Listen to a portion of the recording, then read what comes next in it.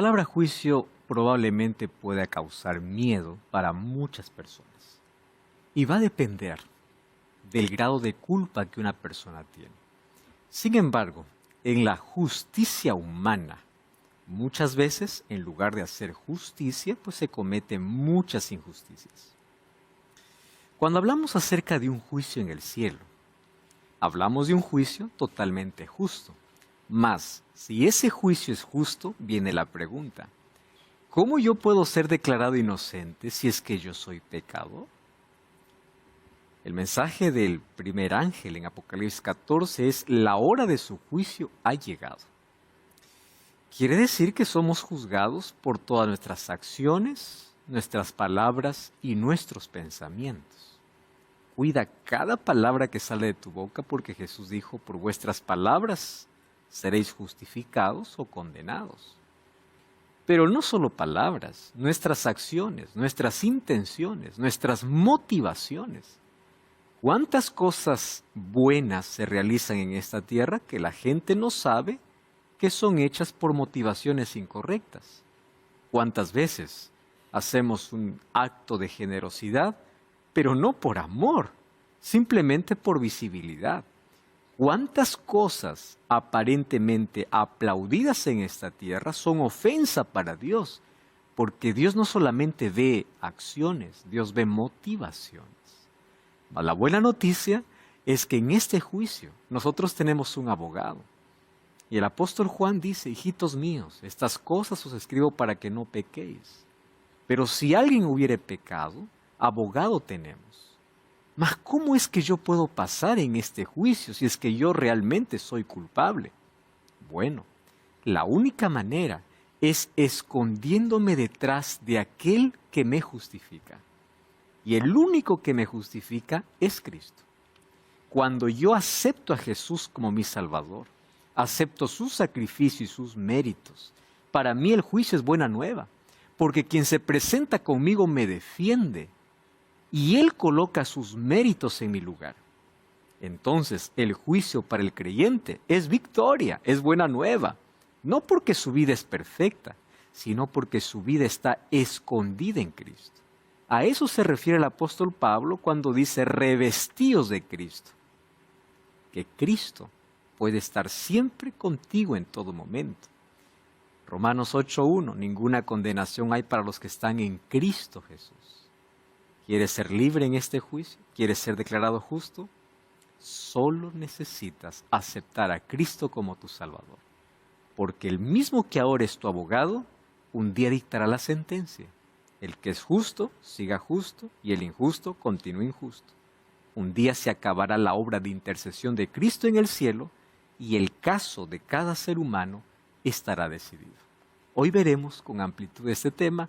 Bienvenido, comienza Biblia Fácil. Bienvenidos amigos a un tema más de Biblia Fácil en esta temporada, revelando el futuro. ¿Cómo se desarrollará el juicio en sus tres fases, como ya mencionamos aquí? Porque el juicio divino, el juicio celestial, tiene tres fases: antes de la venida de Jesús, durante el milenio y después del milenio. ¿Por qué? Porque la justicia divina en la mente de los seres celestiales y de los seres humanos queda totalmente vindicada. Satanás siempre atacó el carácter de Dios. Dios es injusto, Dios es malo. Pero en el juicio y en las tres etapas, ante el universo se declarará la justicia de Dios. Porque quedará claro para los ángeles y para los seres humanos que Dios es justo. Para abrir la Biblia, como siempre antes, vamos a orar. Querido Dios, pedimos tu dirección, tu Santo Espíritu, para poder comprender uno de los temas más importantes que en tu palabra está descrito. Y hoy queremos que tu Santo Espíritu nos guíe a la comprensión de esta verdad. En el nombre de Jesús. Amén. El tema del juicio es uno de los temas recurrentes en la Biblia. Hay personas que no quieren ver el juicio de Dios, pero es que el juicio tiene que ver con la santidad de Dios, la justicia de Dios. Aquí en el mundo hay abusos, hay injusticia y la gente está cansada de eso porque los tribunales humanos muchas veces son corruptos o se venden. Sin embargo, existe un juez que está registrando todas nuestras acciones. ¿Y por qué Dios registra nuestras acciones? No porque Él quiere recordarlas, sino para que quede como evidencia ante el universo. El único que conoce nuestras intenciones es Dios, los ángeles no. Los seres humanos podemos equivocar, vemos a una persona bondadosa y buena, pero Dios conoce que detrás de esa bondad puede estar disfrazado de tanta maldad. Un día quedará al descubierto ante el universo de por qué el ser humano, por más bondadoso que parecía, se perdió.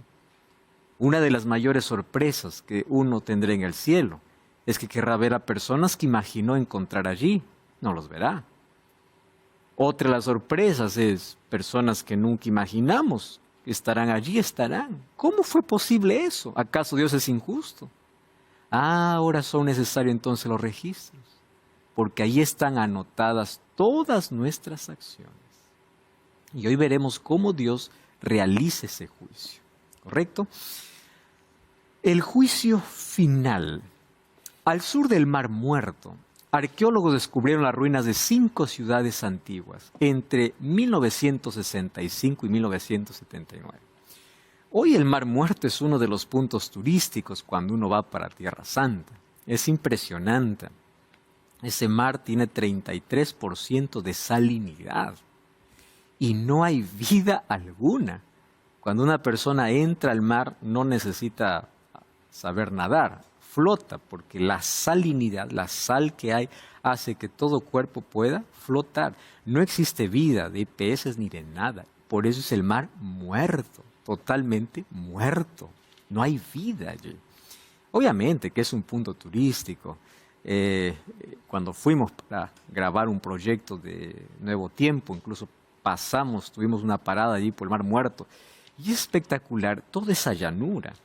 Sin embargo, cerca de ese Mar Muerto, que ahora lo conocemos, antes en esa llanura existían 5 ciudades. Y esas 5 ciudades luego los arqueólogos descubrieron entre los años 1965 y 1979, que podrían ser obviamente las 5 ciudades más grandes mencionadas en Génesis. En Génesis 13 menciona la destrucción de 5 ciudades, de los cuales 2 recordamos muy bien. Pero en sí no eran 2, eran 5. Las 2 que más recordamos, ¿cuáles son? Sodoma, que era una ciudad, y la otra ciudad, Gomorra.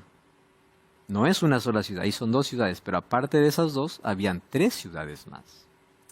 Esas 5 ciudades fueron destruidas porque un juicio divino se ejecutó. Se estima que los cementerios de esas ciudades albergaban más o menos 1.5 millones de cuerpos. Esto indica que las ciudades de las llanuras no eran pequeños pueblos, eran grandes ciudades. Durante siglos, estas ciudades prosperaron gracias al arte y el comercio. Sin embargo, estas ciudades estaban llenas de corrupción, de violencia, de robos, de violaciones y pandillas. Dios permite que el mal avance hasta que Él diga basta. Eso aconteció con Sodoma y Gomorra, eso aconteció con la generación antediluviana y eso acontecerá hoy con nuestro planeta. Entonces el juicio de Dios siempre se ejecuta después de varias advertencias y de bastante tiempo de espera y de oportunidad. Una de las promesas que Dios hace a Abraham es: tu pueblo, tu descendencia, vendrá a morar a esta tierra. ¿Pero después de cuánto? Después de 400 años. ¿Y por qué 400 años? Tanto tiempo. Y en Génesis Dios le dice a Abraham: porque la maldad del amorreo no ha llegado al límite. O sea, durante todo ese tiempo que el pueblo de Israel estuvo en Egipto, era la oportunidad que tenían todos esos pueblos cananeos. ¿Y de dónde tenían ese conocimiento? Pues los patriarcas levantaban altares a Dios, mostraban a ese Dios verdadero, mas esos pueblos se hundieron totalmente en la idolatría, en la inmoralidad, en la corrupción completa. Y una vez que eso aumenta, aumenta la violencia. Ustedes saben que la violencia que hoy existe en nuestro mundo, cada vez más creciente, es la ausencia de Dios en la vida del ser humano. Entonces, a ese punto llegaron estas ciudades. Siglos después de su destrucción, estas ciudades son recordadas por su gran maldad y son colocadas como ejemplo de lo que Dios irá a hacer con este planeta porque llegaron a este límite de maldad, a este punto. Y ese es el camino al cual hoy estamos yendo. Un día Dios coloca punto final a todo eso. Finalmente Dios envió fuego del cielo y lo destruyó. Eso dice, ¿no? Génesis 19, 24. Miren, en un versículo se resume lo que pasó con estas ciudades donde la maldad era en extremo. Génesis capítulo 19, versículo 24. Entonces Jehová hizo llover sobre Sodoma y Gomorra fuego y azufre de parte de Jehová de los cielos, y destruyó las ciudades, toda la llanura, con todos los moradores de aquellas ciudades y el fruto de la tierra. Muy bien. A veces nosotros pensamos que el juicio divino está solamente registrado en el Antiguo Testamento. Que cuando vino Jesús, Jesús no tocó el tema del juicio, no, Jesús habló mucho del juicio. Por vuestras palabras seréis justificados, por vuestras palabras seréis condenados. Pero Jesús habló mucho del juicio. Vamos a Mateo capítulo 11. Miren lo que dice Mateo capítulo 11. Antes de que Jesús haga la invitación, que es muy conocida, venid a mí todos los que estáis trabajados y cargados, yo os daré descanso. Lean el versículo 20 y versículo 21. Dice así: entonces comenzó a reconvenir a las ciudades en las cuales había hecho muchos de sus milagros, porque no se habían arrepentido. ¿Cuál es el propósito de Dios hacer un milagro? El arrepentimiento. De nada sirve un milagro divino si no hay arrepentimiento. De nada sirve. Por eso yo les mencioné en una lección anterior: Señor, cúrame. Primero, yo te quiero sanar, pero tú tienes que ser consciente de abandonar tus hábitos. ¿Para qué quieres salud si no hay arrepentimiento y vas a seguir con la misma vida? Yo no soy cómplice de tu maldad o de tus malos hábitos. Muy bien. ¿De qué sirve un milagro sin arrepentimiento? De nada. ¿Qué cosa dijo Jesús? Versículo 21. ¡Ay de ti, Corazín! ¡Ay de ti, Betsaida! Porque si en Tiro y en Sidón se hubieran hecho los milagros que han sido hechos en vosotros, tiempo que se hubieran arrepentido en silicio y ceniza. Por tanto os digo, en el día del juicio será más tolerable el castigo para Tiro y para Sidón que para vosotros. ¿Qué cosa está diciendo Jesús? Primero, el juicio divino viene como destrucción para aquellos que no se han arrepentido. Presten atención aquí un detalle. Aquí Dios no está condenando, porque fuiste tan pecador. No, porque el cielo estará lleno de pecadores arrepentidos. El juicio viene por falta de arrepentimiento. Y para que haya arrepentimiento, Dios ya ha mandado muchas advertencias, ha dado muchas oportunidades, pero el ser humano insistió en el mal. ¿Recuerdan Juan 3:19? La condenación no viene al mundo por haber andado en oscuridad. La condenación viene porque conociendo la luz, prefieren la oscuridad. Conociendo las oportunidades, continúan en el mal. Muy bien, primero hay un juicio. Segundo, el juicio será en la medida, o el castigo será en la medida de la maldad. Algunos en el juicio ejecutivo serán exterminados rápidamente, otros el castigo será mayor. Algunos que dicen, no, Dios tendrá pues por trillones y trillones de años consumiendo y quemando a las personas. Eso es un Dios sádico, que se deleite en ver el sufrimiento de trillones de años a alguien que pecó 80 años. Eso no es justo, ni siquiera aquí en la tierra. Aquí en la tierra la pena o el castigo se da de acuerdo a la maldad, ¿verdad? O a la transgresión de la ley que se ha cometido. No existe el castigo igualito para todos. Muy bien, ¿qué dice Jesús? para algunos será más tolerable que para otros. Más tolerable que para otros. Quiere decir que en la destrucción final algunos sufrirán más, otros menos. Pero no es que Dios tendrá sufriendo por miles de años. ¿Por qué? Ya les mencioné. Para quemarse trillones de años hay que vivir trillones de años. Eso significa que los malos también tendrán vida eterna. Y eso no dice la Biblia. Los únicos que tienen vida eterna, ¿quiénes son? Aquellos que creen en Jesús. Los malos no tienen vida eterna. Y si no tienen vida eterna, pues son consumidos. Y ahí se acabó todo. Porque para ellos no hay vida eterna. ¿Qué eternidad es esa? Yo estoy disfrutando la eternidad, pero allí mi familiar sigue quemándose por la eternidad. Eso no es lo que la Biblia presenta de la justicia de Dios. Dios viene para colocar punto final a la maldad, va a destruir la maldad, va a destruir al impío y lo va a exterminar. El juicio se trata de acabar, no con prolongar. ¿Correcto? Y de eso vamos a ver incluso en el ejemplo que nos es puesto en Sodoma y Gomorra. Sí, Verónica. Quería preguntarle, pastor, es muy popular decir, por ejemplo, si una persona durante su vida hacía muchas cosas malas, no se mataba, robaba, qué sé yo, y de repente le sucede un accidente, tiene una enfermedad grave o muere de la peor manera, es muy conocido escuchar decir que le llegó la justicia divina. ¿Eso es así? Mi duda era, quería saber si podía ejecutarse esa justicia divina y si era verdadero decir, bueno, le llegó la justicia divina y por eso está enfermo, no sé qué, o una muerte muy, muy mala, muy fea, entonces uno como, es la justicia divina.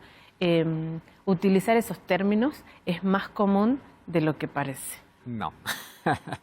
Mientras estemos en este mundo, el bueno y el malo sufre tragedias, sufre accidentes, sufre todo. La justicia divina está reservada para el momento donde Él a cada uno dará su recompensa. ¿Cuándo? ¿Cuándo sucede eso? He aquí yo vengo pronto y mi galardón conmigo para recompensar a cada uno conforme fuera su obra. ¿Eso qué significa? La recompensa viene cuando Jesús viene. Aquellas personas arrepentidas van al cielo y aquellas no, se quedan esperando solamente la ejecución del juicio. Muy bien. ¿Qué cosa es lo que sufrimos? En este mundo, todos los seres humanos sufrimos dolor, tragedias, enfermedad, accidente. Mira Job, mira, varios personajes. Mira Juan el Bautista, la cabeza le cortaron. ¿Por qué? Por ser mensajero de Dios. Entonces, en este mundo, todos pasamos por momentos difíciles. El hecho de poder decir, estás pasando eso porque fuiste malo, es una de las maneras de poder decir, yo soy bueno y nadie es bueno. Entonces, a mí no me pasa cosas malas porque yo soy bueno, no. Estamos en un mundo de pecado, sufre el inocente. La justicia divina será realizada, sí, en su momento. Hoy tenemos oportunidades para poder arrepentirnos y todavía estamos a tiempo para poder no escapar, ser libres de esa justicia que al final será derramada sobre el impío. Como bien lo dice la Biblia, te libera, ¿no? Y te hace ver lo mal que uno ha actuado en su momento. Y claro, siempre que se muestra la verdad, así sea fea y así sea mala para nosotros mismos, como en este caso es para mí, que he utilizado esos términos, me causó un arrepentimiento, por supuesto, y agradecimiento también con la duda que tenía, que ya no la tengo más, y saber que estoy equivocada yo y que ahí también estaba fallando una vez más. Entonces, ¿qué cosa es lo que hoy hacemos o por qué sufrimos? Dos razones. Primera es por consecuencia y segunda es por conflicto. ¿Qué significa consecuencia? Yo siembro algo, cosecho algo. Eso es la ley de la vida. No necesariamente es un juicio divino de Dios. Yo robo, me voy a la cárcel. ¿Por qué? No, siembra, cosecha. Consecuencia. La mayor parte de nuestro sufrimiento es consecuencia de nuestros actos. Ni siquiera Dios ha intervenido con su justicia. Porque la justicia de Dios para salvar y para el impío es total. Para el impío la justicia de Dios es exterminación completa. Para el salvo es vida eterna. ¿Correcto? No es un sufrimiento prolongado. Ahora me voy a vengar. Has sido rebelde. Ahora te va mal. Así no actúa Dios. problema es que nosotros tenemos eso ese concepto en la cabeza. Me va mal, estoy mal con Dios. Dios está vengando. Así Dios no se venga. La justicia de Dios hoy todavía está extendida en misericordia, pero cuando llegue a ejecutar el castigo, llegará de manera directa y en un momento puntual. Mientras tanto, antes todos estamos expuestos a sufrir el mal, ya sea por consecuencia o porque vivimos en un conflicto. Y ese conflicto a veces nada tenemos que ver. Sí, Juan Carlos. Me acordé de un versículo donde Cristo le dijo unas palabras que hasta el día de hoy yo quiero saber qué significa. Cuando Él dijo, deja que los muertos se entierren a sus muertos. Es algo que yo veo mucho en mi familia, en otras personas, en la vida personal de uno mismo. Creo que los vínculos que tenemos siempre hacia nuestras parejas, hermanos, padres, puede ser algo que nos ata muchas veces en estos aspectos. No nos ata, quizás es una palabra muy fuerte, pero que es un puente ahí que nos cuesta cruzar a la hora de a veces tomar decisiones para Cristo de manera contundente. Ok. Jesús está haciendo la invitación a alguien, sígueme. Y Él le dice, mira, déjame primero enterrar a mi Padre y luego te sigo.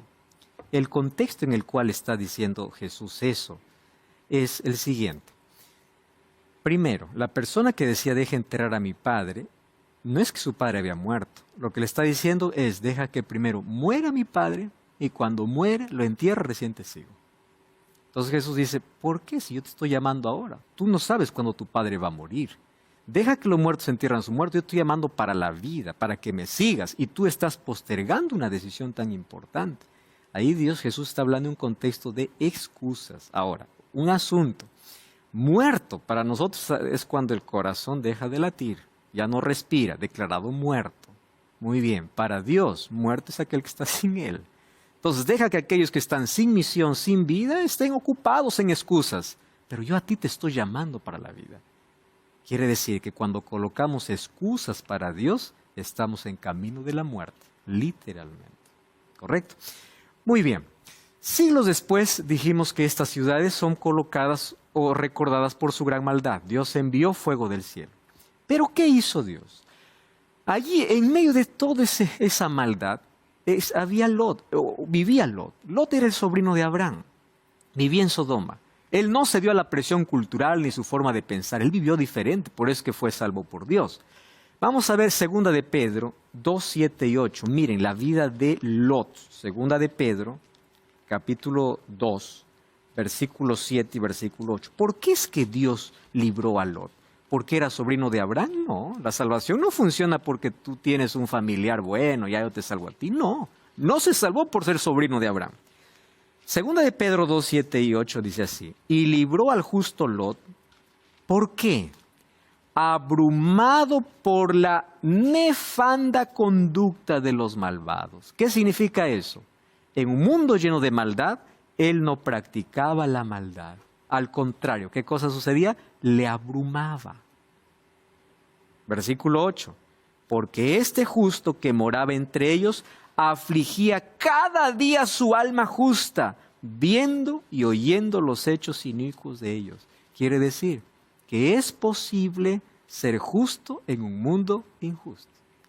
Es posible vivir diferente en un mundo lleno de maldad. Por eso fue salvo Lot. Solo que hay un problema con Lot. Hubieron tantas advertencias. Solo que Lot estaba bien acomodadito en Sodoma y no quería salir. ¿Saben cuál es el problema de aquellos que incluso no practican la maldad? Están cómodos, confortables, ¿no? Hay personas que entienden el mensaje de Dios, sí, pero yo estoy cómodo en mi iglesia, yo estoy cómodo con mis creencias, Lo mismo sucedió con Lot y su familia, tanto así que para salvar a Lot tuvo que los ángeles agarrar del brazo sal, y finalmente uno de la familia se perdió, ¿no? La mujer, porque aunque sus pies salieron, su corazón se quedó en Sodoma. Miró para atrás, se convirtió en una estatua de sal, la mujer de Lot. Entonces, Dios los salvó justamente por eso. Dios mandó ángeles para avisar a Lot y su familia. Ángeles salvaron su vida. Lo mismo que pasa con Lot sucede hoy con nosotros. Hay un anuncio de destrucción. Y el mensaje de Dios es, sal de Babilonia, así como Dios dijo a Lot, sal de Sodoma. Pero hoy el pedido no es sal de Sodoma, no estamos viviendo en Sodoma, estamos viviendo en Babilonia. Pastor, ¿qué Babilonia? Si Babilonia fue destruida en el año 539. Resulta que en Apocalipsis se repite la palabra Babilonia muchas veces para hablar acerca de la confusión espiritual, porque Babilonia viene de Babel o Babal, que significa confusión. ¿Cuál es la confusión? Se mezcla la religión con la filosofía, todo mezclado. Sal de esa confusión, de ese laberinto, sal de allí. Pero uno está tan cómodo allí. Miren el mensaje de Dios, Apocalipsis capítulo 18, versículo 4. Apocalipsis 18, 4, ¿qué cosa dice? Oí una voz del cielo que decía, salí de ella, pueblo mío, para que no seáis partícipes de sus pecados ni recibáis parte de sus plagas. Sal de la confusión, sal de Babilonia, sal de ese lugar donde sabes que es incorrecto, sal de esa iglesia que no hay palabra, sal de ese donde te sientes cómodo, sal de allí. Pero a veces como lo resistimos. Pero el mensaje de advertencia está, Babilonia va a ser destruida. Ya dije que Babilonia aquí representa todo el conjunto de falsas creencias en el libro de Apocalipsis. Una gran ciudad es invadida por la corrupción y la advertencia del ángel es urgente. La ciudad se llama Babilonia, que es confusión religiosa. Y la profecía se refiere a la apostasía religiosa, un alejamiento de las claras enseñanzas de las Escrituras. Hay mucha gente que está en Babilonia, pero está tan cómoda que no quiere salir. Y en Apocalipsis se refiere a las organizaciones religiosas que se han distanciado de la Biblia. Hay personas que reconocen que se han separado de la Biblia, pero se sienten cómodas. ¿Para qué voy a salir? Continúo aquí. Y como Lot, han construido su zona de confort y prefieren quedarse. Pero bueno, a partir de allí, ¿qué cosa dice? Sodoma y Gomorra se convierte en un ejemplo de lo que Dios irá a hacer con este mundo cuando ejecute una vez el juicio divino. Si es que esto es ejemplo, entonces vamos a ver cómo Dios trató el pecado. Así trataré en el tiempo del fin. En la Biblia, Apocalipsis capítulo 20 habla sobre el juicio en su tercera fase, cómo el mal será destruido completamente. Mas, ¿cómo se realiza la justicia divina? Te invito para que puedas solicitar la revista Esperanza Apocalipsis. Aquí vas a encontrar de manera detallada para poder entender mucho mejor este tema. ¿Qué tienes que hacer? Enviar un mensaje de texto a este número de WhatsApp, más 5512 98100 1460. Te repito el número, más 5512 98100 1460. Es totalmente gratis, así que solicita ahora mismo y nuestro equipo está listo para poder recibir tu comunicación y enviarte la revista para que puedas comprender mucho mejor este tema. Continuamos aquí con nuestro estudio y aquí vemos cómo el juicio que fue ejecutado para Sodoma y Gomorra se convirtió en una miniatura de lo que Dios va a hacer con el mal cuando el castigo venga sobre los impíos. ¿Pero por qué? Después de haber despreciado tantas oportunidades y no haber escuchado tantas advertencias. ¿Correcto, Juan Carlos? Sí, hay algo que en la mayoría de personas es casi intocable, es por así decir nuestro talón de Aquiles, con lo que no podemos negociar, que es la familia, ¿no? Nuestros hijos, nuestros hermanos, nuestros padres, etc. Pero en San Lucas 14, 25, hay una cita que me causa impresión, que es cuando dice, si alguno viene a mí y no aborrece a su padre, y madre, y mujer, e hijos, y hermanos, y mis hermanas, y aún también su propia vida, no puede ser mi discípulo. Muy bien. ¿A qué se refiere? Ok. Juan Carlos, el discipulado tiene un precio, y el precio se llama renuncia. Si alguien no se niega a sí mismo, y viene en pos de mí tomando su cruz, no es digno de mí. Todo ser humano quiere la gloria, no la cruz. Jesús dice primero cruz, después la gloria. Ese es el evangelio. No es prosperidad, es cruz. Dios bendice, pero primero la cruz. Ahora, ¿por qué dice que aquel que no aborrece? Fíjate lo siguiente, el vínculo más fuerte que existe en el ser humano es entre padres e hijos. Más fuerte. No hay manera que en un momento vayas a un juzgado y digas, hoy renuncio a ser tu padre. Eres papá y vas a amar de manera incondicional a tus hijos. ¿Qué sucede? Jesús dice, si es que en algún momento tu amor por mí es menor de aquello que tienes por tu padre y a tu madre, a mí me estás aborreciendo. ¿Qué significa aborrecer al padre y a madre? Significa cuando yo amo más, el amor más, el vínculo más fuerte que puede existir, si está por encima de Dios, entonces ya no puedo ser discípulo. ¿Qué tuvieron que hacer todos los discípulos? Renunciar a su trabajo y su familia. ¿Pero por qué? Por seguir a Cristo. ¿A qué me está llamando Dios? ¿Abandonar mi familia? No. Dios me está llamando a colocar mi amor por Él por encima de todo lo más sagrado que yo considere. A tal punto que mi amor por Dios es tan grande que el amor por mi familia es como si los aborreciera. ¿Se entiende ese concepto? O sea, el amor por Dios no tiene comparación, que el amor que yo tengo tanto por mi familia es como si los aborreciera. O sea, es menor. Cuando dice, si no aborrece, ¿no? ¿En qué sentido? Si es que hay un familiar que dice, no vale la pena, no sigas a Jesús. ¿A quién amas más? ¿Lo que tu familiar dice o lo que Dios dice? Si tu amor por mí no es tan grande, entonces no puedes ser mi discípulo. Para la gran mayoría de gente es un tema difícil, porque a veces no sabemos si ellos se van a salvar y nosotros sí, o viceversa, y causa mucho dolor o a veces mucha expectativa el tema de nuestros familiares en términos de salvación y eternidad. El amor por mí no tiene que tener competencia. ¿Correcto? Muy bien. Judas capítulo 1 versículo 7. Como Sodoma y Gomorra y las ciudades vecinas, los cuales de la misma manera que aquellos, habiendo fornicado y ido en pos de vicios contra la naturaleza, ¿qué cosa dice el texto? Fueron puestas por ejemplo. ¿Ejemplo de qué?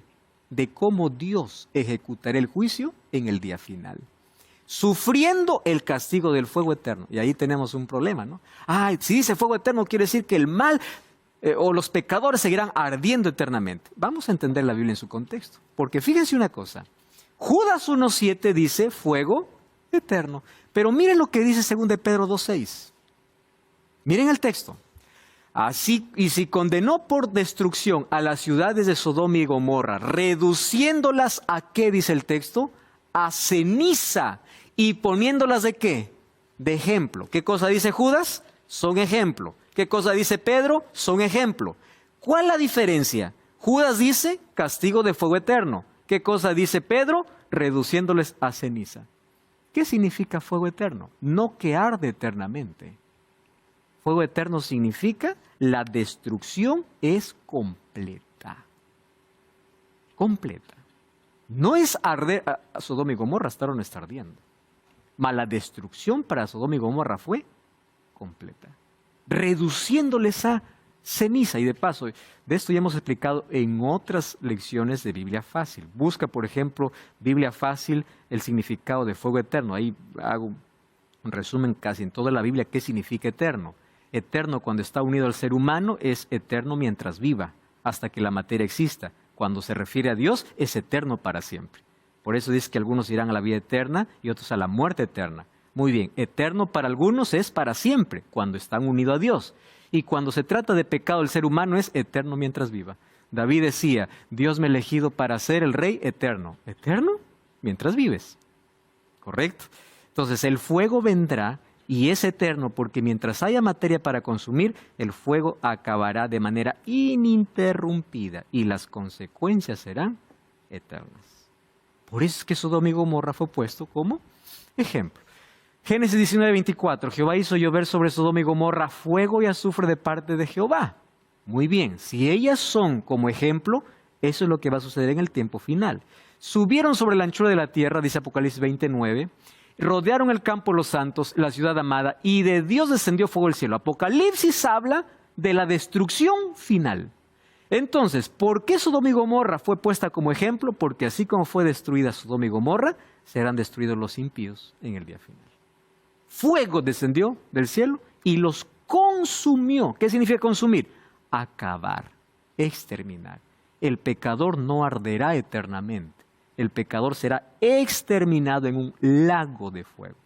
Entonces, para entender la palabra tormento eterno, fuego eterno, tenemos que entenderlo en su contexto. ¿Qué significa eterno? Mientras haya materia y mientras viva más, las consecuencias son eternas. ¿Qué dice Salmo 37:20? Los impíos perecerán. No dice quedarán ardiendo para siempre.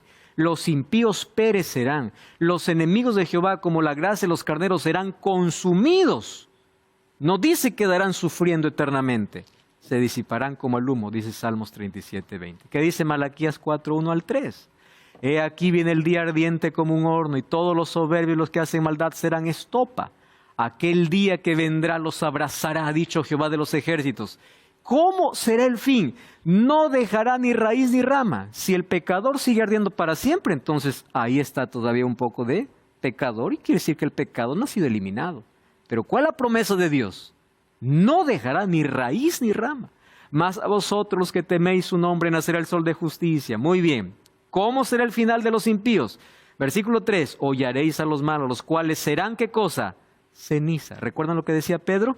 Sodoma y Gomorra, ¿a qué fue reducido? A cenizas. ¿Cómo será la destrucción final para los impíos? Serán, ¿qué cosa? Ceniza.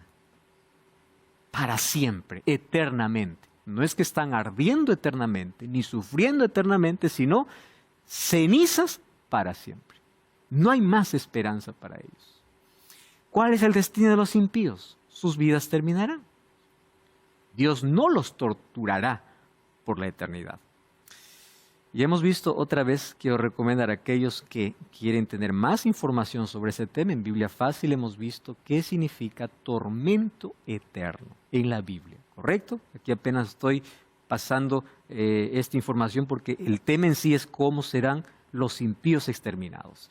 Sus vidas terminarán, Dios no los torturará por toda la eternidad. ¿Por qué? No aceptaron la salvación que Cristo ofreció. ¿Ustedes se acuerdan por qué el ser humano tiene que aceptar a Cristo? ¿Recuerdan Juan 3:36? Porque aquel que rechaza a Cristo, la ira de Dios está sobre él. Aquel que acepta a Cristo, la ira de Dios ya no está sobre él. ¿Por qué? Porque la ira de Dios se derramó ¿sobre quién? Sobre Cristo. ¿Qué hizo Jesús en el Getsemaní? Quita de mí esta copa. No quiero beber la copa de ira. Mas Él la bebió en nuestro lugar. Y si yo lo acepto como mi Salvador, yo ya no tengo la ira más de Dios en mi vida, porque acepto a aquel que lo bebió en mi lugar. Pero si yo rechazo a Cristo, entonces, Señor, sobre mí que caiga tu ira. La vida eterna solo se encuentra en Cristo. Eso les estoy mencionando. Aquel que dice, no, el pecador va a arder para siempre, para que arda para siempre tiene que vivir para siempre. Y la vida eterna no es ofrecida para el impío. La vida eterna es ofrecida ¿para quién? Para aquel que acepta a Jesús. No para aquel que rechaza a Jesús. Y los que serán consumidos, ¿quiénes son? Los que rechazaron a Cristo. Entonces eso significa que ellos perecerán, terminarán. No tendrán vida eterna para arder eternamente. Estar sin Cristo es estar sin vida, perecer. Muy bien. ¿Cómo se desarrolla el juicio divino? Yo ya mencioné en otro programa, mas hoy voy a hacer un breve resumen. Antes de la venida de Jesús, se ejecuta la primera fase de juicio. En este juicio se decide quién se salva, quién se pierde. ¿Quién es el juez? Cristo. Ahí le dice que la justicia o el quien juzga al mundo es Cristo. El juicio lo entregó al Hijo. Muy bien, a Jesucristo. Él es el juez. Aquí se determina de los muertos quién resucita en la primera resurrección y quién resucita en la segunda resurrección. Que eso ya hablamos también en un capítulo anterior. Muy bien. En esta fase de juicio no intervienen ni ángeles ni seres humanos. ¿Quién determina? Cristo. Una vez que Cristo termine esa obra de intercesión, un día Él sale. Vamos a Apocalipsis 15:8. Apocalipsis capítulo 15, versículo 8. ¿Recuerdan en Hebreos que decía, acerquémonos confiadamente ante el trono de la gracia porque todavía hay oportunidad? Cristo está intercediendo. Pero ¿qué sucede en un momento? Apocalipsis 15:8 dice así. El templo se llenó de humo por la gloria de Dios y por su poder, y nadie podría entrar en el templo hasta que se hubiesen cumplido las 7 plagas. ¿Cuál es el templo? El santuario, a donde Jesús entró. Entonces, si ya nadie tenía acceso, quiere decir que hoy los ángeles tenían acceso, llevando ¿qué cosa? Los registros humanos. Pero si ya nadie tiene acceso, significa que se acabó la oportunidad. Yo siempre digo a las personas lo siguiente. ¿Por qué es peligroso postergar nuestra decisión por Jesús? Primero, porque no sabemos cuándo termina la gracia en el cielo. No sabemos cuándo. Y lo segundo, no sabemos cuándo morimos. Cuando morimos, se acabó la oportunidad. Porque la salvación es una elección en vida. No es que me salvan con un rezo, con una oración, con una misa. Eso es invento humano. La salvación es un asunto de elección. Muy bien. Entonces, si yo no sé cuándo muere y cuándo termina la gracia, entonces hoy es la única oportunidad que tengo. Mientras Jesús esté en el cielo intercediendo, mientras el ser humano escucha la voz de Dios, o sea, no fue sordo, no es sordo, todavía escucha, no ha pecado contra el Espíritu Santo, y mientras tiene vida, tendrá oportunidad. Pero nadie sabe cuándo es la última oportunidad que tiene. Nadie. Ahora todavía hay gracia. Pastor, ¿cómo sabe que hay gracia? Porque el Espíritu Santo sigue trabajando. ¿Cómo sé que el Espíritu sigue trabajando? Porque todavía hay conversiones. Nadie se convierte sin el Espíritu Santo. Nadie. Nadie se convierte. El arrepentimiento es una obra del Espíritu Santo. Entonces llegará un momento en que no habrá más arrepentimiento, porque el Espíritu Santo habrá dejado de ser su obra y Cristo dejará de interceder. Cuando llegue ese momento, ¿qué significa? No hay más oportunidad. ¿Cómo sé de que ya no habrá más oportunidad? Yo no sé cuándo acaba. La evidencia yo lo voy a tener cuando ya acabó. ¿Cuál es la evidencia? 7 plagas caen sobre la tierra. Cuando caigan las plagas, significa que ya no hay más oportunidad. ¿Correcto? Ya ahí se acabó. Entonces allí, cuando Jesús sale, ¿qué cosa declara en el cielo? El que es injusto, sea injusto. El que es inmundo, sea inmundo. Es decir, no hay más oportunidad. Aquí yo vengo pronto y mi galardón para recompensar a cada uno conforme fuere su obra. Esto hemos entendido. Jesús viene de manera visible. Jesús viene de manera gloriosa. Jesús viene de manera audible. Los muertos resucitan. Todos somos transformados. ¿Y qué sucede ahí? Un ángel desciende del cielo y prende al dragón, la serpiente antigua que es diablo y Satanás, y lo ata por 1000 años. ¿Qué sucede en esos 1000 años? Apocalipsis 20, 1 y 2. Vi tronos se sentaron sobre los que recibieron facultad para juzgar. ¿Quiénes? Los salvos. 1 Corintios 6, 2 y 3. Ahí viene la segunda fase de juicio. Allí ya no es para que yo determine quién se salva, quién se pierde, sino es para comprobar que Dios es justo. Por eso juicio comprobatorio. Yo tengo acceso a los registros de aquellos que se perdieron. ¿Por qué no está aquí fulano? ¿Por qué no está aquí el otro? Muy bien, Dios es justo. La eternidad no comenzará con un rastro de duda. Por eso es que en la eternidad viene la segunda fase de juicio. ¿Y luego qué sucede? Apocalipsis 25. Los otros muertos, los que no resucitaron la venida de Jesús, volvieron a vivir. ¿Después de qué? Después de los 1000 años, dice Apocalipsis 25. Y allí Juan ve la santa ciudad descender del cielo, dispuesta como una esposa ataviada para su marido. Cuando los 1000 años se cumpla, dice Apocalipsis 27 y 8, Satanás será suelto de su prisión, significa puede engañar. Saldrá a engañar a las naciones que están en los 4 ángulos de la tierra, porque recuerden que aquí hay una segunda resurrección, a fin de reunirlos para la batalla. ¿Cuál es la batalla? Vamos a conquistar esa ciudad. Pero esa es la última mentira. Porque ¿qué sucede después? Subieron sobre la anchura de la tierra, rodearon el campamento de los santos, la ciudad amada. ¿Y qué pasó? De Dios descendió fuego del cielo y los consumió. Así como en Sodoma y Gomorra fue reducido a cenizas. ¿Cuál es la destrucción final para el impío? Destrucción total. Fuego igual desciende del cielo y los consume. Y a partir de allí, todo es nuevo. Apocalipsis 21, 1 y 5. He aquí yo hago nuevas todas las cosas. ¿Qué significa nueva todas las cosas? Veremos en el próximo capítulo. Pero ahora, 2 de Pedro 3:13, es un texto interesante. Miren, ¿cómo es que será esa destrucción? 2 de Pedro, capítulo 3. Vamos a leer desde el versículo 10. El día del Señor vendrá como ladrón en la noche, o sea, de manera inesperada, en los cuales los cielos pasarán con gran estruendo, los elementos ardiendo serán deshechos, y la tierra y las obras que en ellas hay, ¿qué serán? Quemadas. Puesto que todas estas cosas han de ser deshechas, ¿cómo no debéis andar en santa y piadosa manera de vivir? Apresurando y esperando para la venida del día de Dios, en lo cual los cielos, encendiéndose, serán deshechos, y los elementos siendo quemados se fundirán. Pero nosotros, ¿qué cosa esperamos según sus promesas? Cielos nuevos y tierra nueva, donde mora la justicia. Y hago nueva todas las cosas. ¿Cuál es el llamado de Dios? En el tiempo aceptable te he oído, en el día de salvación te he socorrido. He aquí, hoy es el día aceptable, hoy es el día de salvación. Porque cada día se está determinando el destino para cada ser humano. Hoy estamos viviendo en la primera fase de juicio. Hay oportunidad. Pero pues ya, Jesús todavía sigue, todavía tengo tiempo. No. ¿Cómo sé cuándo es mi último día de vida? Cuando el ser humano muere, el destino se selló. No de manera arbitraria, porque Dios no predestina a los seres humanos. No dice, tú naces para perderte, tú naces para salvarte. No. La salvación es un asunto de elección. Deuteronomio 30, 19 y 20 dice, aquí hoy he puesto delante de ti la vida y la muerte.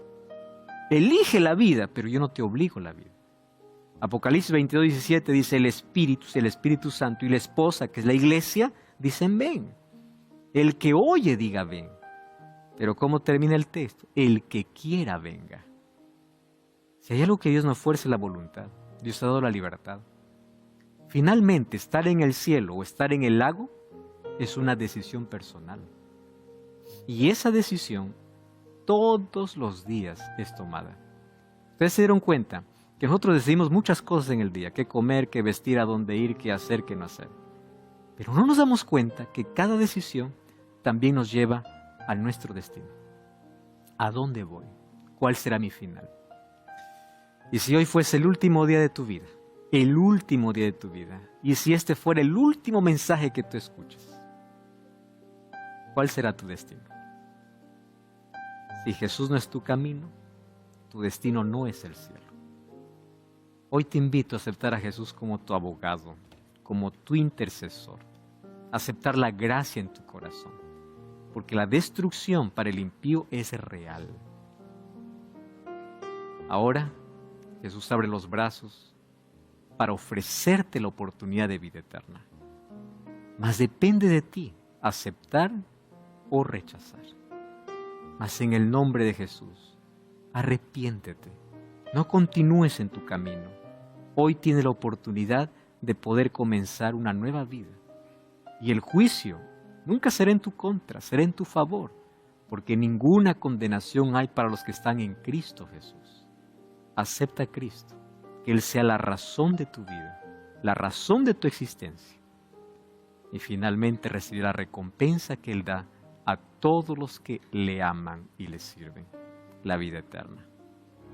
Todos los días de vida que nosotros tenemos en esta tierra son oportunidades que Dios nos da. Cada vez que tú abres los ojos es un milagro que a veces olvidamos de agradecer y pensamos que vivir es un derecho nuestro. Mas cada día es un milagro. Tu corazón sigue latiendo, tú sigues respirando, tú sigues soñando. El problema es que tus sueños están solo enfocados en esta tierra que un día va a acabar. Mas cada día de vida es la oportunidad que Dios te da para que tú puedas elegir la salvación. Pero tú lo estás perdiendo. ¿En qué?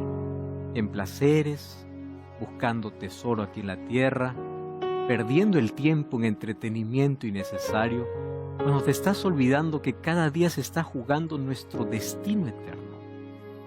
¿Qué haces dándole espalda a Dios? ¿Hasta cuándo vas a insistir en tu rebeldía, en tu soberbia, en tu orgullo? ¿Hasta cuándo vas a continuar herido, pensando que estás haciendo daño a alguien al alejarte de la iglesia, cuando finalmente tu destino eterno está colocándose en juego? Deja tu resentimiento, deja tu soberbia, deja tus excusas, ríndete a Cristo. Que el Espíritu Santo pueda producir un arrepentimiento verdadero. Al cielo no irán gente buena, irá gente arrepentida. No importa el pecado que hayas cometido, hoy tenemos un abogado. Y cuando hay un arrepentimiento real, el Espíritu Santo transforma nuestro ser y nos prepara para el cielo.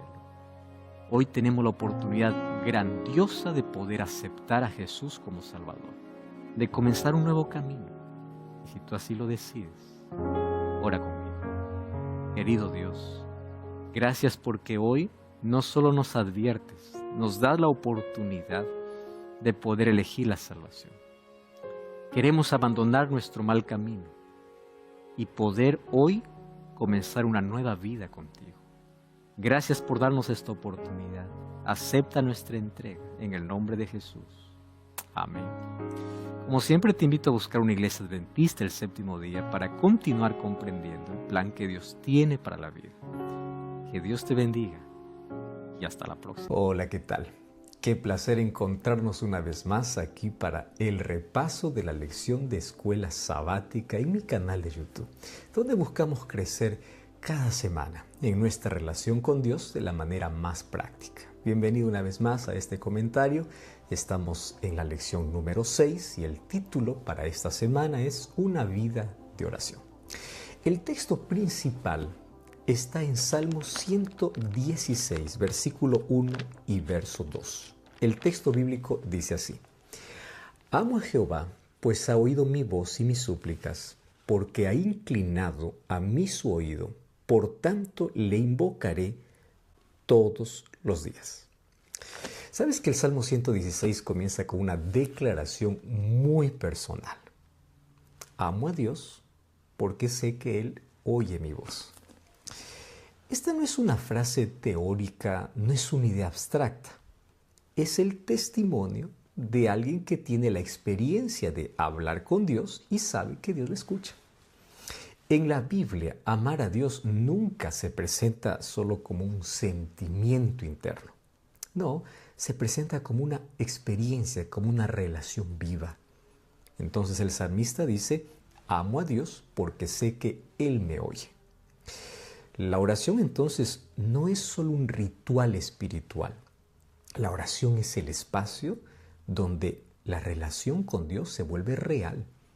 Cuando una persona habla con Dios y descubre que Dios responde o escucha sus oraciones, la fe deja de ser una idea y se convierte en la experiencia más real en la vida. Por eso es que el salmista dice: yo lo invocaré durante toda mi vida. Porque él ha descubierto algo importante. Es que la oración cambia la manera de vivir, la manera de ver las cosas. Porque imagínate, el Dios del universo no es un Dios distante. Es un Dios que inclina su oído hacia el ser humano. Y ese detalle es importantísimo. El texto dice: Dios inclina su oído, Dios se aproxima, Dios escucha. Es una imagen sencilla pero profunda. Porque el Dios que creó las galaxias, el Dios que sustenta el universo, se acerca para escuchar el susurro de un corazón humano. En otras palabras, la oración no comienza con el esfuerzo humano para alcanzar a Dios, sino con la disposición de Dios para poder escuchar a sus criaturas. La historia bíblica está llena de esta verdad. Vas en la Biblia, por ejemplo, vas a encontrar que Dios oyó el clamor de Israel en Egipto. Dios escuchó la oración de Ana cuando ella estaba angustiada y en el santuario. Dios atendió el clamor de David en sus angustias. Entonces, la oración no cambia a Dios como si Él fuera indiferente, sino que la oración abre el corazón humano para entrar en una realidad de una relación que Dios ya quiere tener con el ser humano. Es por eso que la falta de oración enfría, mata la vida espiritual. No porque Dios se aleja, sino porque el ser humano deja de vivir siendo consciente de esa relación que debe tener con Dios. Por eso la oración no debe verse nunca solo como un deber, como una carga. La oración tiene que ser como la respiración del alma. Así como una amistad muere cuando se deja de hablar, la relación con Dios se debilita cuando nosotros dejamos de orar. Pero cuando una persona aprende a hablar con Dios de verdad, estoy diciendo, hablar con sinceridad, con gratitud, con sus luchas reales, sin disfrazar nada, sin pintarlo nada, como algo bonito, es allí donde comienza el cambio dentro del corazón. Porque la oración reordena el corazón, calma la ansiedad, fortalece la fe, pero sobre todo recuerda quién es Dios y quién soy yo.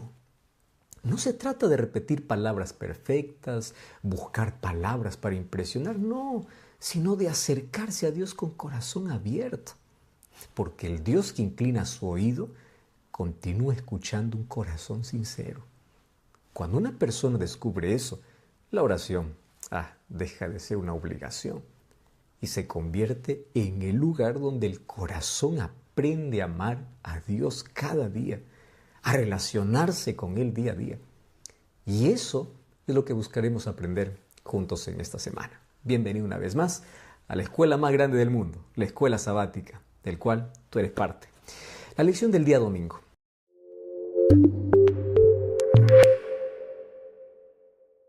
Daniel capítulo 2, versículo 20 al 23, nos muestra uno de los momentos más reveladores de la vida espiritual de Daniel. Vamos a leer juntos el texto bíblico. Dice así, Daniel 2, 20 al 23. Y Daniel habló y dijo, sea bendito el nombre de Dios de siglos en siglos, porque suyos son el poder y la sabiduría.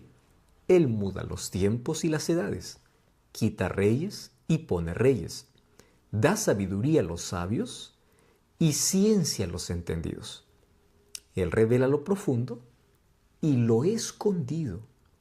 Él conoce lo que está en tinieblas y con Él mora la luz.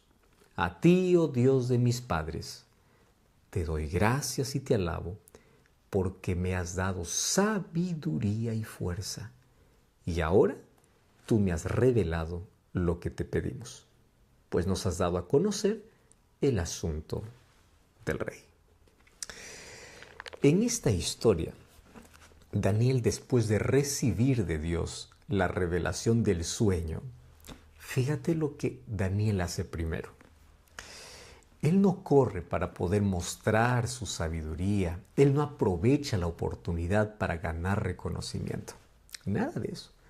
Daniel se detiene para orar y alabar, para engrandecer el nombre de Dios. Su oración comienza diciendo, sea bendito el nombre de Dios por los siglos de los siglos, porque suyos son el poder y la sabiduría. Daniel entiende algo fundamental que nosotros debemos entenderlo de manera clara. La sabiduría no le pertenece. Todo lo que sabe, todo lo que puede hacer, viene de Dios. Nosotros vivimos en un mundo que constantemente empuja a las personas siempre a atribuirse el mérito de sus logros, a inflar el pecho y decir, esto es lo que yo puedo, yo sé. Daniel reconoce que la verdadera fuente de todo conocimiento y capacidad no está en él, está en el Señor. Ahora, la oración de Daniel también revela cómo es que él veía a Dios. Fíjate cómo él expresa, él declara que Dios cambia los tiempos y las edades, quita reyes y pone reyes. Ahora, vamos a pensar un momento en qué contexto estaba Daniel. Daniel estaba viviendo en Babilonia, bajo el poder de un imperio extranjero, aparentemente lejos del control de Dios. Sin embargo, cuando él ora, su oración muestra que él veía la historia desde una perspectiva diferente. ¿Cuál es la perspectiva? Para Daniel, los imperios no gobiernan realmente el mundo. Es Dios quien tiene el control, es Dios quien gobierna. Hay alguien en el trono del universo. Los reyes suben y bajan, los imperios se levantan y caen, pero Dios permanece soberano por sobre toda autoridad humana. Esa convicción explica la calma y la firmeza de Daniel en las situaciones más peligrosas de la vida. Ahora entendemos por qué él tenía tanto valor y coraje. Cuando una persona sabe que Dios dirige la historia, puede vivir con calma, con serenidad, con una confianza profunda, inclusive en los tiempos de mayor incertidumbre. Finalmente Dios tiene el control. Ahora, el texto también dice que Daniel alaba, dice, a ti te alabo, Dios de mis padres, porque me has dado sabiduría y fuerza. Daniel no solo reconoce quién es Dios, también reconoce lo que Dios ha hecho por él. Entonces su oración está llena de gratitud. Antes de enfrentar al rey, antes de poder resolver la crisis en la cual se encontraba, Daniel se pone a agradecer a Dios. ¿Sabes que esto es importante entender? Porque esta actitud revela un principio espiritual muy importante. Las personas que caminan cerca de Dios aprenden a ver su mano en cada detalle de la vida, en cada área de la vida, en cada estación de la vida. No solo oran cuando necesitan ayuda, también agradecen cuando Dios responde. Y esa gratitud es la que alimenta una fe más profunda. Entonces, cuando el corazón aprende a reconocer que todo proviene de Dios, la vida deja de centrarse en uno mismo y comienza a girar alrededor de la gloria de Dios. ¿Qué es lo más importante de esto? Es que hoy tú puedes hacer lo mismo que hizo Daniel. Hoy tú puedes detenerte, reconocer a Dios como la fuente de tu vida, de tu sabiduría, de tu futuro. Tal vez has estado intentando resolver todo con tus propias fuerzas. Has estado cargando un peso que te está aplastando. Preocupaciones, decisiones, sin poder llevarlas primero a Dios. Dios ha sido tu último recurso en la vida. Pero este es el momento para iniciar un cambio real. Hoy tú puedes hacer una pausa en tu vida. Hablar con Dios con toda sinceridad. Agradécele por lo que Él ya ha hecho en tu vida y entrégale lo que hoy te preocupa. Decide hoy comenzar una vida de oración real. No mañana, no cuando tengas más tiempo, no cuando tengas mejores condiciones, no cuando te sientas más espiritual, no ahora. Porque cuando una persona vuelve su corazón a Dios y aprende a depender de Él, pues descubre que no camina solo y que el Dios que gobierna el universo, que sostiene el universo, que guía la historia, también está guiando su vida. ¿Te parece esto impresionante? Hoy tú puedes comenzar a confiar en Dios de esta misma manera. Vamos al día lunes.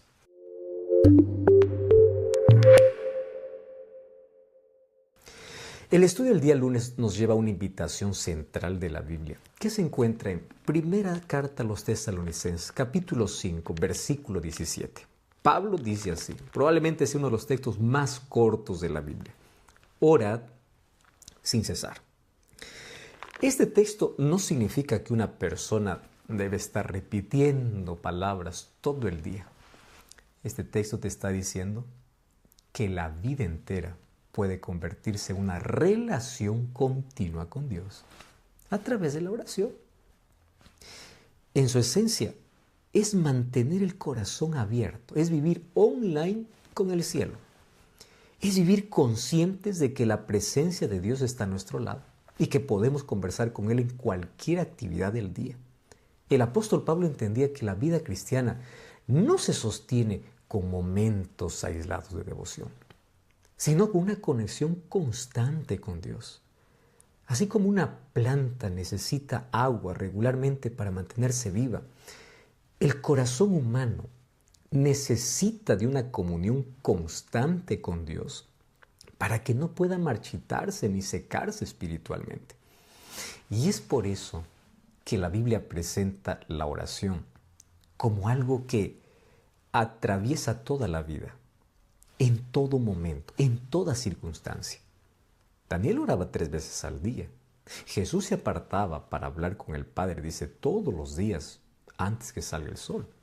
Los creyentes en el Nuevo Testamento vivían una actitud de dependencia continua de Dios.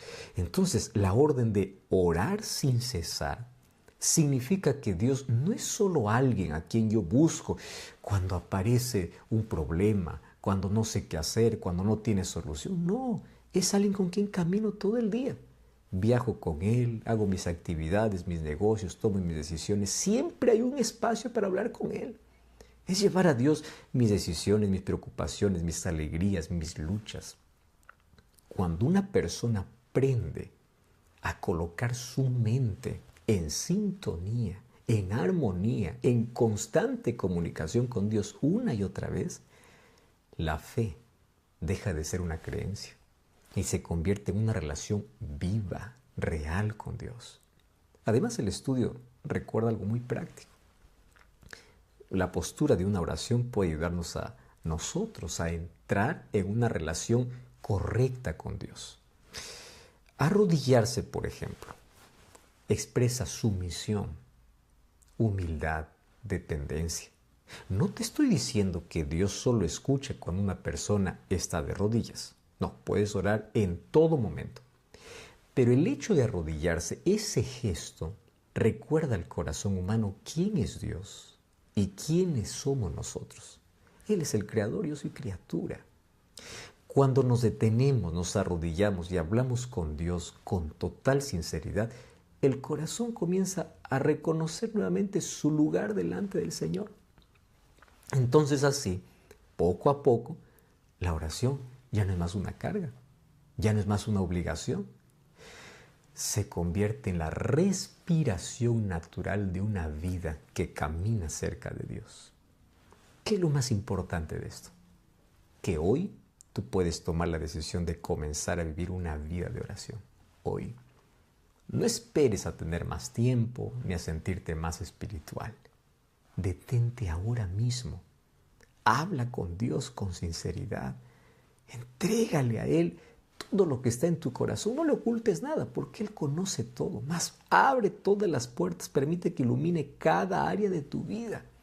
Incluye a Dios en tus ocupaciones del día, en tus decisiones, tus preocupaciones, tus alegrías, tus viajes, tu trabajo, tu familia. Empieza hoy a buscar no solo momentos para hablar con Él, mantente en comunión con Él en todo momento. Cuando te sientes tentado, dile: Señor, estoy tentado. Cuando una persona coloca su corazón constantemente en Dios, descubre que no camina solo. El Dios que escucha las oraciones está presente en cada paso de la vida. Así descubrirás una vida victoriosa. Vamos al estudio del día martes.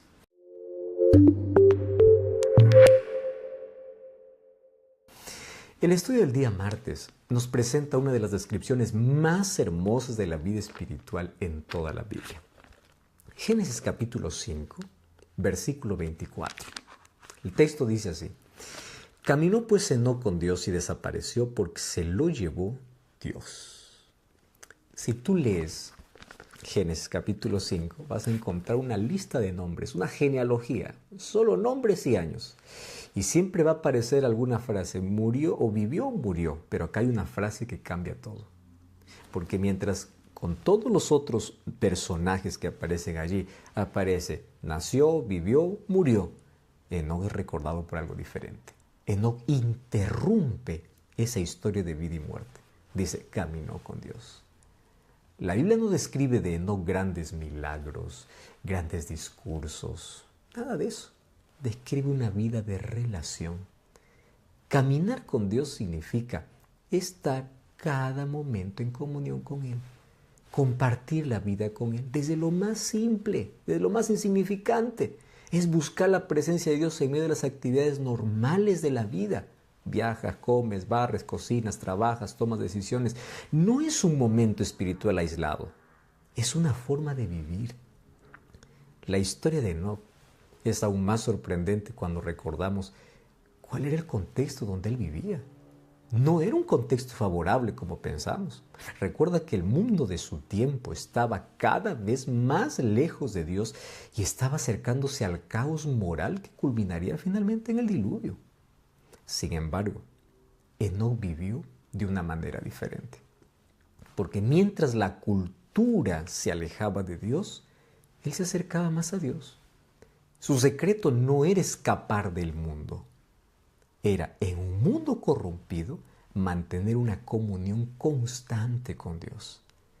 La verdadera vida espiritual no se construye solo en momentos públicos, sino hay en los momentos privados, silenciosos, a puerta cerrada, o en el silencio del corazón, donde el ser humano se encuentra con Dios. Por eso es que la vida de Enoc nos enseña que la comunión con Dios no depende del lugar donde yo estoy, sino depende de un corazón sincero que puede estar en sintonía con Dios. Podemos hablar con Dios en cualquier momento, en cualquier lugar, en cualquier circunstancia, porque recuerda, Él siempre escucha. Pero el texto también nos recuerda algo práctico. La oración audible puede ayudarnos a concentrarnos y a recordar de que nosotros estamos hablando con un Dios real, con un Dios vivo que nos acompaña, que nos escucha. Caminar con Dios no significa vivir aislados del mundo, sino vivir cada día conscientes de la presencia de Dios. Enoc educó su mente para vivir en la presencia de Dios. Cuando una persona aprende a incluir a Dios en sus pensamientos, en sus decisiones, en sus momentos de silencio, la vida entera comienza a transformarse. Eso fue lo que ocurrió con Enoc. Su comunión fue tan real que su vida se convirtió en un reflejo del carácter de Dios. ¿Cómo terminó? Dios se lo llevó. Hoy también tú y yo podemos decidir comenzar a caminar con Dios. Si no caminó 365 años, ¿por qué no caminar 365, 366 días del año? Cada día con Dios. No necesitas esperar tener una vida perfecta ni condiciones ideales para empezar. La decisión comienza ahora, en este momento. Haz una pausa. Dirige tu corazón a Dios. Dile, Señor, yo quiero tener una comunión real contigo. Hasta ahora ha sido una relación superficial. Y decide apartar no solo minutos para buscarlo. Habla con Él constantemente, con total sinceridad. Expresa tus luchas, tus amarguras, tus frustraciones. Permite que su presencia acompañe cada parte de tu vida. La vida cambia cuando dejamos de vivir solos y comenzamos a vivir con Dios. ¿Sabes? Hoy tú puedes dar ese primer paso. Empieza ahora, porque una vida que camina con Dios nunca vuelve a ser la misma. Jamás.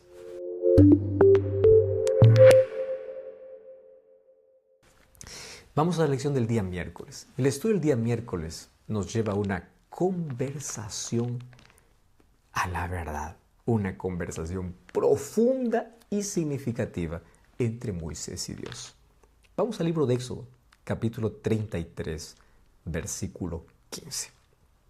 Éxodo 33, 15. Dice así: si tu presencia no ha de ir conmigo, no nos saques de aquí. Esta frase revela el corazón de la vida espiritual de Moisés. Para Moisés, lo más importante no era la tierra prometida, ni el éxito del pueblo, ni siquiera era el cumplimiento de una promesa histórica. Lo más importante para Moisés era la presencia de Dios. Moisés entendía que ningún lugar, ningún logro, ninguna conquista, ninguna bendición tiene verdadero valor si Dios no está presente. Te pregunto, ¿así valoramos nosotros la presencia de Dios? Y esta oración muestra que la verdadera espiritualidad no consiste solo en recibir las cosas de Dios, sino en desear a Dios por encima de todas las cosas. Es impresionante ver que la conversación que sigue en el capítulo muestra cuán profunda era esa relación entre Moisés y Dios. Moisés no habla con miedo, no habla con distancia, porque hizo de Dios su amigo. Habla con confianza, como alguien que conoce el corazón de Dios. Incluso Moisés llega a pedirle algo totalmente extraordinario. Mira lo que dice Éxodo 33, 18. Te ruego ahora que tú me muestres tu gloria. Este deseo revela algo muy importante. Cuando una persona más se acerca a Dios, más desea conocerlo. La comunión con Dios no satisface una curiosidad superficial. La comunión con Dios despierta un hambre espiritual más profundo. Moisés no se conformaba con conocer los actos de Dios. No, él quería conocer el carácter de Dios, su presencia, quería ver su gloria. Moisés dirigía a toda una nación. Enfrentaba conflictos, enfrentaba quejas, dificultades constantes. Sin embargo, su seguridad no estaba en la experiencia que tenía. No estaba en el gran líder que él era, sino en la presencia de Dios, en la relación con Dios. Él sabía que sin la presencia del Señor el camino sería imposible. Por eso es que su oración es tan clara y tan directa. Si tú no vas conmigo, o si Dios no va con nosotros, no vale la pena avanzar. Y esta es una de las lecciones más profundas que todos necesitamos comprender en la vida. El mayor tesoro no es lo que Dios puede darme. El mayor tesoro es su presencia, es la certeza de que Él camina a mi lado. Y hoy tú necesitas hacer de esta oración parte de tu experiencia. Si tu presencia no va conmigo, Señor, no vale la pena ni siquiera dar un paso fuera de aquí. Detente un momento. Pregúntate con honestidad. ¿Tú estás viviendo tus días dependiendo realmente de Dios? ¿Estás anhelando la presencia de Dios? ¿O estás intentando luchar en la vida solo con tus propias fuerzas, confiando solamente en tu capacidad? Te recuerdo una cosa. Dios no quiere ser una pieza pequeña de tu vida. Dios quiere el trono de la vida. Y Él quiere caminar contigo en cada decisión, en cada paso, en cada lucha. Y es por eso que ahora mismo tú puedes tomar una decisión clara. Hoy tú puedes decir a Dios, Señor, yo no quiero más seguir adelante sin ti. Hoy quiero entregarte mi día, mis planes, mis preocupaciones. Yo quiero tu presencia en mi camino. Cuando tú decides buscar primero a Dios y caminar con Él, te aseguro una cosa. Tu vida deja de ser un esfuerzo solitario y se convierte en una historia extraordinaria, guiada por la presencia de Dios. Vamos a la lección del día jueves.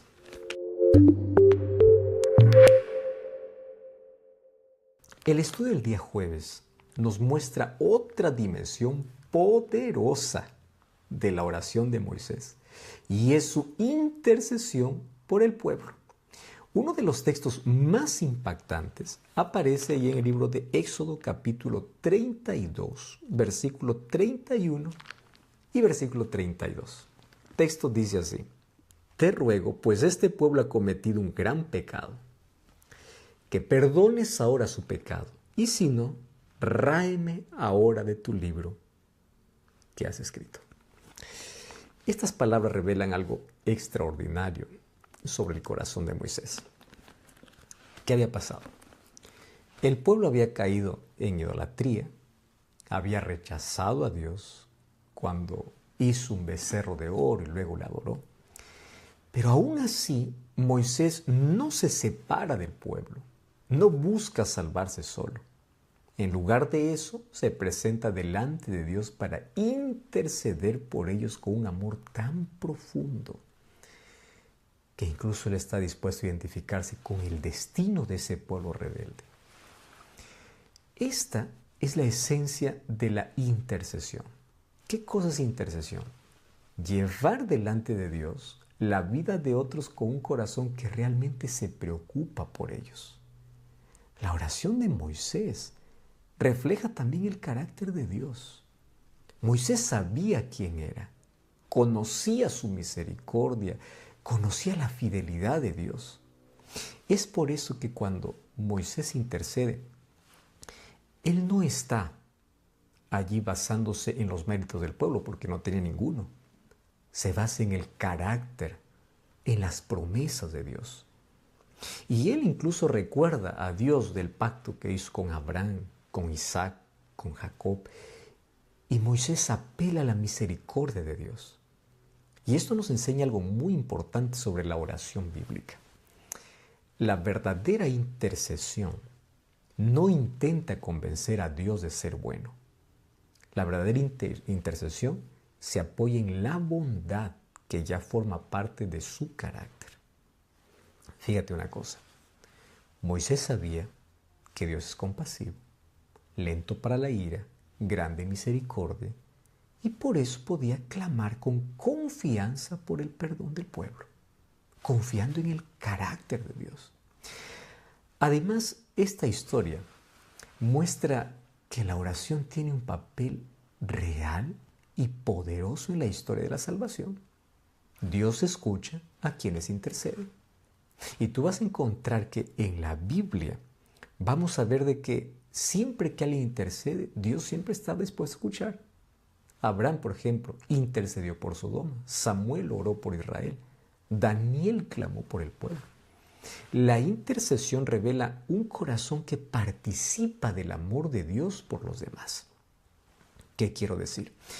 Cuando una persona se acerca a Dios para pedir por otros, ya sea por su familia, por un amigo, por personas que están lejos de Dios, personas que están en necesidad, ¿qué cosa está haciendo? Esa persona está reflejando el mismo corazón de Cristo, quien ahora mismo también intercede continuamente por nosotros en el santuario celestial.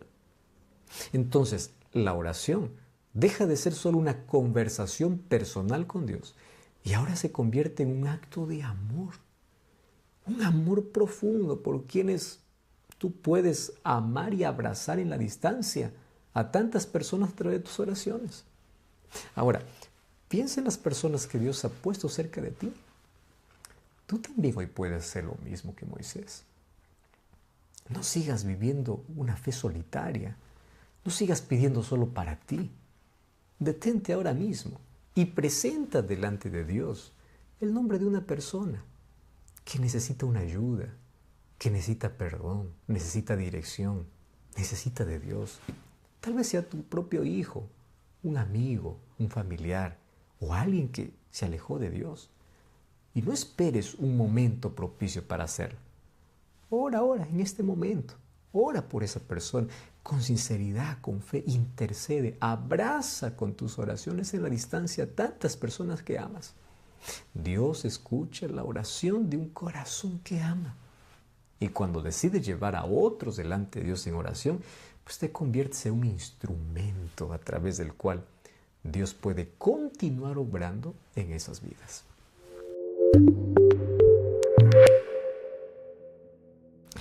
Finalmente llegamos a la conclusión de la lección de esta semana. A lo largo de estos días hemos visto que la vida espiritual verdadera no se construye sobre ideas, sobre conceptos, sino sobre una base sólida que es la relación viva con Dios. Daniel nos mostró que cuando Dios revela su sabiduría, la respuesta correcta es reconocerlo y adorarlo. El llamado que nos hace la Biblia es orar sin cesar. Nos recordó que la relación con Dios no se limita a momentos aislados, sino que forma parte de nuestra vida, de cada momento de nuestra vida. Y Enoc nos enseñó que es posible tener un corazón abierto para caminar con Dios. Es posible caminar con Dios incluso en medio de un mundo que se aleja cada vez más de Él. Moisés nos dejó una de las declaraciones más profundas. Si tu presencia no va conmigo, no nos saques de aquí. Yo no quiero nada si tú no estás. Ahora, en cada uno de estos ejemplos aparece una verdad. La vida cambia cuando una persona vive cerca de Dios. La oración, la comunión, la búsqueda sincera de su presencia realmente transforma el corazón. Dan dirección en la vida, calma, serenidad, paz, llenan el alma de seguridad que nada en este mundo te podrá dar. Por eso es que hoy necesitas tomar una decisión muy clara y firme respecto a tu vida de oración. La comunión con Dios no crece por accidente. La comunión con Dios crece cuando decides buscarlo cada día. Detente hoy. Haz un espacio en tu jornada. Comienza a hablar con Dios de verdad, con total sinceridad. Preséntale tus luchas, tus tentaciones, tus decisiones, tus deseos, tus cargas. Pero no solamente presentes a Dios tus problemas, también tu vida deja en las manos de Dios. También agradece a Dios. No esperes sentirte más fuerte espiritualmente para orar. Es precisamente en la debilidad donde en la oración encontramos fortaleza de Dios. Decide hoy no tener solo momentos de oración, sino una vida de oración con Él. Más siempre comienza el día de rodillas en la presencia de Dios. Habla con Dios. Vuélvelo a hacer cada día. Cuando la oración se vuelve parte de tu vida diaria, sabes que la presencia de Dios deja de ser algo distante y se convierte en una realidad que te acompaña en cada paso de la vida. Y entonces ahí ocurre algo profundo. la verdad de Dios comienza a llenar tu mente, comienza a ordenar tu vida y tú comienzas a andar en una libertad extraordinaria que solo Cristo puede dar. Hoy podemos tomar esa decisión.